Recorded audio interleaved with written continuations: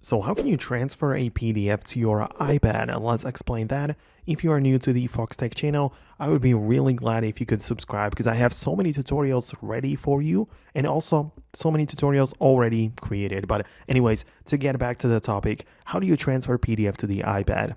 Well, at first, we need to know where exactly it is, but it's most likely on a computer or on a different device. And you have more ways how you can move it or transfer it to the iPad. The safest way would be to use some kind of external drive, USB, or even SD card, which you can connect to both devices, right? For example, I can connect my external SSD to a computer, copy the file there, and then connect the same thing to my iPad. It will then show up inside of the Files app.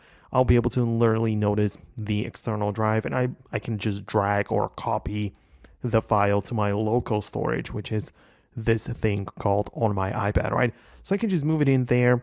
And as I say, it doesn't matter if it's a USB or an SD card or anything else, as long as you can connect it to the iPad, right? Which has the USB-C port. So perhaps you'll need a specific cable or some kind of dongle or something. But this is like the safest method. Outside of that, there are obviously other things you can do.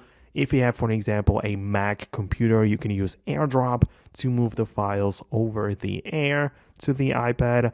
Or, again, you can use the cloud solution, like you can share the PDF to the Google Drive or Dropbox and log into the same account on your iPad as well. So these are, I would say, the three main options which you have.